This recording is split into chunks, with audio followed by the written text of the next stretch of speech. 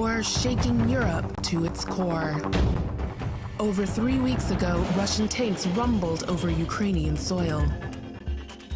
We've been there from the start, witnessing the invasion, meeting the refugees, reporting on a war unfolding, the struggle for Ukraine. Close Up. In 30 minutes on DW.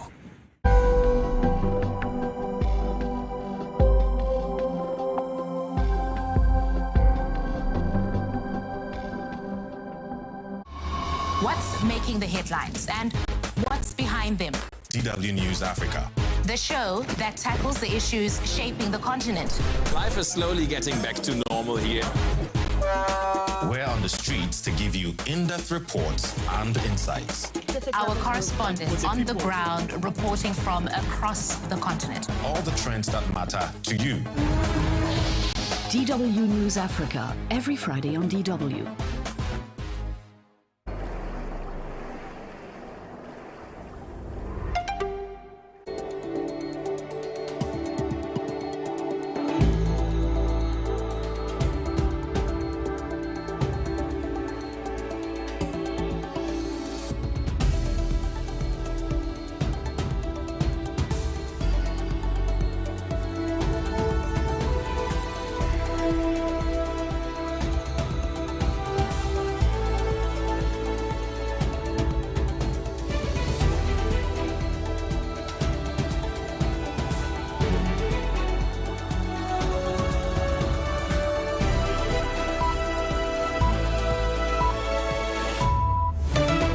This is DW News live from Berlin. Targeting civilians in the Ukrainian capital, Russia shells a shopping center in Kyiv, flattening the structure and killing several people. And the southeastern city of Mariupol refuses to surrender despite relentless bombardment.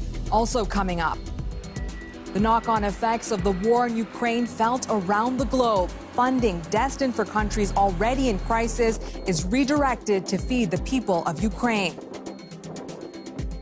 And a China Eastern Airlines plane with 132 people on board crashes into a mountain in the south of the country. Air traffic control says it plummeted suddenly from 8,000 meters.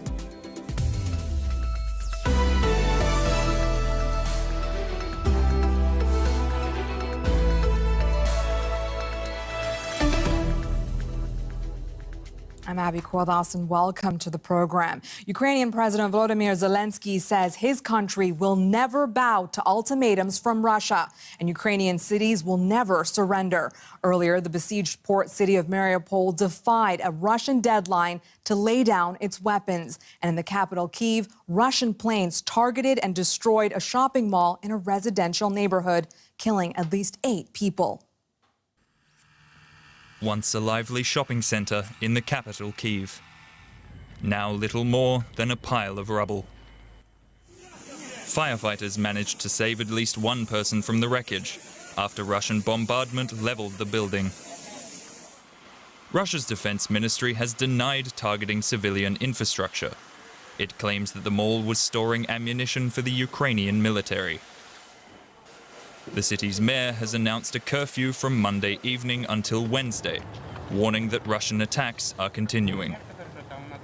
Right now it's 11 schools, 5 kindergartens destroyed, civilian buildings. It's a war against civilians, it's a war against Ukraine. It doesn't have another choice. We have to fight and we have to win. The humanitarian situation is worsening across the country.